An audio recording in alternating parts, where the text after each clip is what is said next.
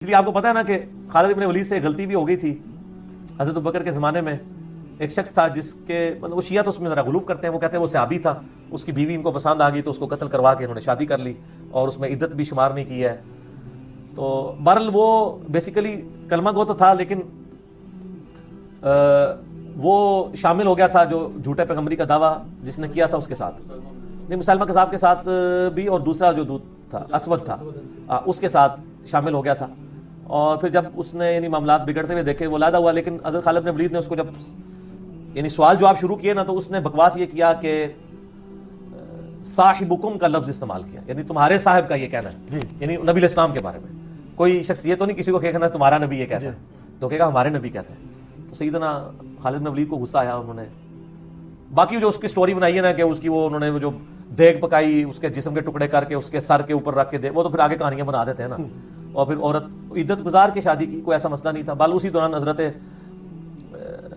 کچھ اصحاب میں سے ایک صحابی جو ہے نا وہ حضرت ابوبکر کے پاس چلے گئے, جا کے شکایت لگائی کہ خالد بن ولید تو یہ کر رہا ہے. تو حضرت ابوبکر نے اس کو ڈانٹ کے واپس بھیجا کہ تم خالد کی ذات کے بغیر واپس کیوں آئے, وہ میرا امیر تھا, اس کو تو میں بعد میں دیکھوں گا, تم کس حیثیت میں یہاں آئے ہو, واپس بھیج دیا. حضرت عمر بڑے ناراض ہوئے, انہوں نے کہا کہ یہ تو شکایت لگائی آپ نے اسی کو ڈانٹ دیا. انہوں نے کہا سمع و طاعت ڈسپلن کیسے رہے گا, ایک بندہ اٹھتا ہے اس کے اوپر آپ پورا ایک ڈاکٹرائن تو نہیں کھڑی کریں گے. اور پھر وہ وہاں سے بھی نکلا کہ باقی سارے پاگل ہیں جو ساتھ ہیں وہاں, ٹھیک ہے, ان میں ایمان کوئی نہیں ہے. خیر الٹیمیٹلی حضرت عمر دب گئے, حضرت ابوبکر نے تھوڑا ان کو دبا لیا, اور لیکن حضرت عمر کے دل میں تھی یہ بات. مولوی صاحب کہتے ہیں یہ جو پہلے خلیفہ راشد ہے وہ لوگ جنہوں نے ان کو نہیں مانا, ان کی بیعت نہیں کی, وہ مرتد تھے.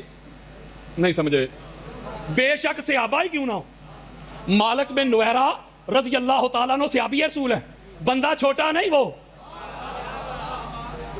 پہلے دور خلافت میں خالد بن ولید کو بھیجا گیا, جا کے ان کا سر کاٹ دیا, سر چولہے پہ رکھ کے کھانا تیار کیا گیا. آگے اور بھی بڑا کچھ لکھا ہے, وہ چھوڑ رہا ہوں, نہ جانے کون مار دے کافر کہہ کے شہر کا شہر ہی مسلمان بنا پھرتا ہے. یہ کیسا دستور زبان بندی ہے تیری دنیا میں, یہاں تو حق کہنے کو ترستی ہے زبان میری.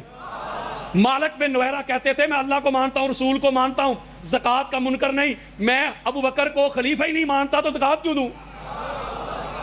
نہیں سمجھ رہے.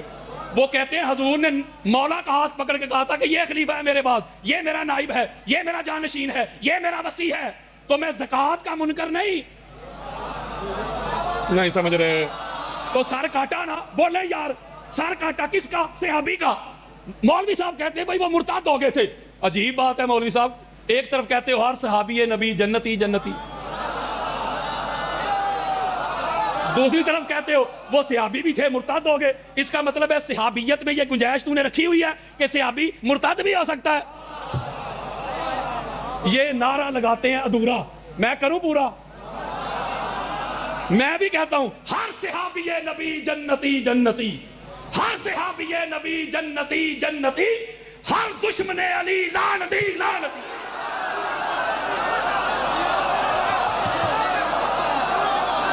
میرے مصطفیٰ کریم کے وہ سارے صحابہ جو مرتے دم تک محمد اور آل محمد کے وفادار رہے, وہ صحابہ جہاں قدم بھی رکھتے ہیں نا مولوی صاحب, ان کے قدموں کی خاک بھی ہماری آنکھوں کا سرما ہے. کوئی ٹھیکیدار نہ بنے صحابہ کا.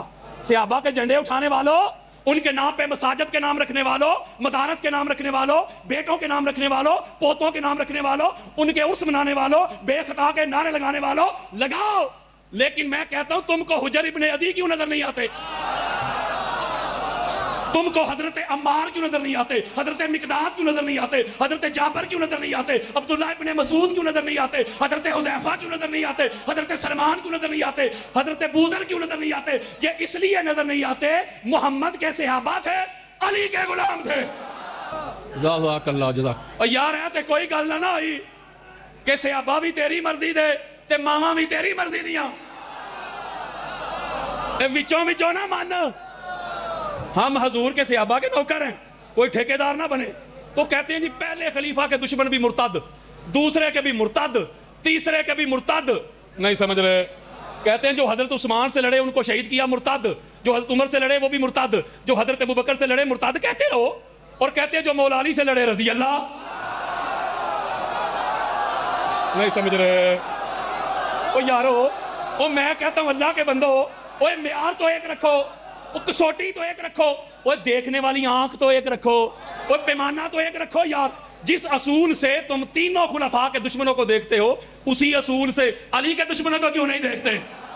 یہ مطلب ہے گل وچ ہور پیڑا ہور تے پھکیاں ہور. اگر یہی بندے جن کو ڈیفینڈ کرتے کرتے مولوی تھکتا نہیں نا، اگر یہی بندے وہ تینوں خلفاء سے لڑے ہوتے، انہوں نے کبھی بھی ان کا دفاع نہیں کرنا تھا. میں ملتان خطاب کر رہا تھا تو ڈرائنگ روم میں بیٹھے تو ایک مولوی صاحب آگے. خطرناک کام انہوں نے انجام دیا کہ جو بھی ان کو بیعت کرنے پہ تیار نہیں تھا یا مولا علی کی بیعت کا ذکر کر رہا تھا، ان سب کو مرتد کہہ کے اور مانع زکوٰۃ کہہ کے اور منکر زکوٰۃ کہہ کے قتل کر دیا. کہ جن میں جو سب سے بڑا ننگ ہے وہ ہے صحابی رسول جناب مالک ابن نویرہ کو، کیونکہ انہوں نے یہ کہا کہ بھئی ہم نے تو غدیر میں سنا تھا علی ابن ابی طالب کی امامت کا، یہ کہاں سے ہو گئے اور تمہیں کیوں زکوٰۃ دوں؟ خالد بن ولید کو بھیجا تھا، خالد بن ولید کی نگاہ پڑ گئی ان کی بیوی پہ ام تمیم پر جو صحابیہ تھیں. یہ صحابی کا شور مچاتے ہیں.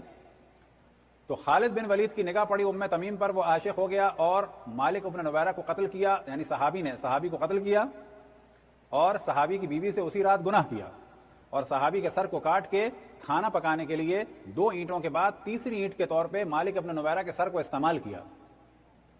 اب یہ حضرات جو صحابہ کا شور مچاتے ہیں وہ کہتے ہیں کہ وہ صحابی وہ جو مالک ابن نویرہ تھا اس کا قتل صحیح ہوا کیونکہ وہ مرتد ہو گیا تھا. تو سوال یہ پیدا ہوتا ہے کہ آپ تو کبھی کہتے ہیں کہ صحابی ہدایت کے تارے ہیں، وہ کیسے مرتد ہو گیا تھا؟ اگر وہ مرتد ہو گیا آپ نے ایک کو بچانے کے لیے، کیونکہ آپ ایسے پھنس گئے کہ یا مالک کو بچا لیں یا دونوں کو بچا لیں یا خالد کو بچا لیں. خالد جو تھا وہ در حقیقت ان پہلے اور دوسرے خلفاء کی حکومت کو مضبوط کرنے والا تھا. اب کیونکہ وہ ان کے فیور میں تھا، اور یہ ڈسکشن تاریخ طبری اور ابن کثیر میں تفصیل سے ہے کہ حتیٰ خلیفہ دوم نے مالک کے اوپر واضح احتجاج کیا، خالد کے اوپر واضح احتجاج کیا کہ خالد نے ایک مسلمان کو مار کے اسی رات اس کی بیوی کے ساتھ زنا کیا ہے، اس کو رجم کی سزا دو. یہ خلیفہ دوم کا فیصلہ تھا. لیکن خلیفہ اول نے کہا کہ نہیں، اس نے خطا کی ہے، اجتہاد کیا ہے، تعویل کی ہے. کیا تعویل کی، کیا خطا کی؟ صحابی نے صحابی رسول کو قتل کر کے اس کی بیوی کے ساتھ زنا کر دیا. کوئی بڑی بات نہیں، وہ غلطی ہو. یہ دلیل تھی خلیفہ اول کی. تو ان تمام جرائم کے بعد، کیونکہ ہم نے جب کہا خلیفہ اول نے نہیں بلایا تو وہ یہ نہ سوچے کہ وہ کوئی مسئلہ نہیں تھا. سب سے بڑا جرم تو ان کا یہ تھا، ہزاروں کو قتل کرا دیا مرتد قرار دے کے. بالکل اسی طرح سے کہ جس طرح سے ہم پہ تہمت لگائی جاتی ہے کہ شیعہ زکوٰۃ نہیں دیتے. ہم نے زکوٰۃ کا انکار نہیں کیا تھا 83 میں.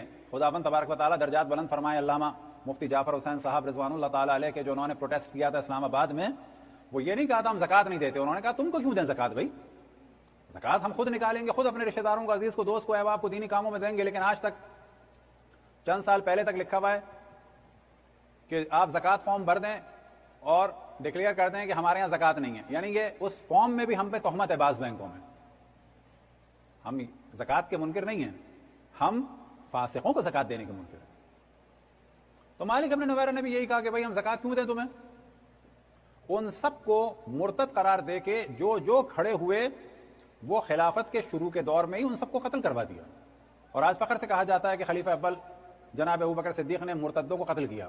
اور انہی مرتدوں میں سے ایک کس کو قرار دیا؟ صحابیہ رسول جناب حضرت مالک ابن نویرہ رضی اللہ تعالیٰ عنہ کو، اور ان کی بیوی جو صحابیہ رسول تھی. اور یہ کوئی معمولی صحابی نہیں تھے، یمن کے ایک قبیلے کے سردار تھے اور رسول اللہ صلی اللہ علیہ وسلم کے ہاتھوں پر ایمان لائے تھے. اور رسول اللہ صلی اللہ علیہ وسلم نے ان کو اپنا نمائندہ بنایا تھا زکوٰۃ جمع کرنے کے لیے. اور کس کے لیے؟ اور اس کے لیے کہ تم ہی اس کو خرچ کرنا، میرے پاس نہ بھیجنا. اتنے قریبی آدمی. لیکن کیا ہوا خلیفہ اول کے دور میں؟ اس آدمی کو قتل کیا گیا. جناب حضرت مالک ابن نویرہ رضوان اللہ تعالیٰ علیہ خلیفہ اول کی جانب سے خالد بن ولید کو بھیجا گیا. اور ان پہلے سیاسی خلیفہ کا جو پہلا عدل اور انصاف کا بیان تھا آفیشلی، وہ یہ تھا کہ اگر کسی نے مجھے بکری کا بچہ بھی نہیں دیا تو اس کو قتل کر دو زکات. جب جناب حضرت مالک نویرہ کے پاس یہ لوگ گئے زکات لینے کے لیے، خالد بن ولید کو بھیجا تو مالک بن نویرہ نے زکات دینے سے انکار کر دیا. بلکہ کیا کیا کہ ان کے آنے سے پہلے ہی جن لوگوں نے زکات دی تھی ان لوگوں کو واپس کر دی. وہ تم جانو تمہاری زکات جانے. اب خالد نے آ کے زکات مانگی، جناب حضرت مالک بن نویرہ رضی اللہ تعالیٰ عنہ نے زکات دینے سے منع کر دیا.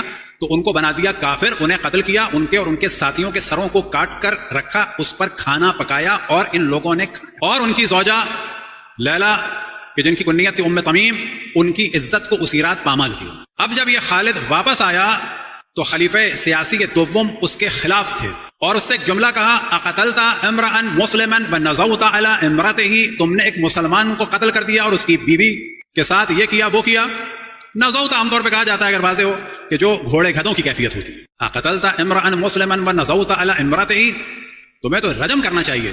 لیکن تاریخ میں لکھا گیا ہے کہ جو سیاسی خلیفہ تھے پہلے، ان کا یہ تھا کہ جو ان کے لیے کام کرتا تھا اس کی سزا اس کو نہیں دیتے تھے. ظاہر ہے بھائی کوئی اپنی آخرت خراب کر رہا ہے آپ کے لیے آپ سزا دیں گے، کوئی آپ کی کرسی مضبوط کر رہا ہے آپ سزا دیں گے. تو یہ کوئی 61 ہجری میں نہیں ہوا تھا واقعہ، یہ 11 ہجری میں رسول اللہ صلی اللہ علیہ وسلم کی شہادت کے فوراً بعد ہو گیا تھا. اور اس کو بڑے فخر سے کہا جاتا ہے مانعین زکات سے جنگ. یہ مانعین زکات نہیں تھے، یہ ان کو زکات نہ دینے والے تھے.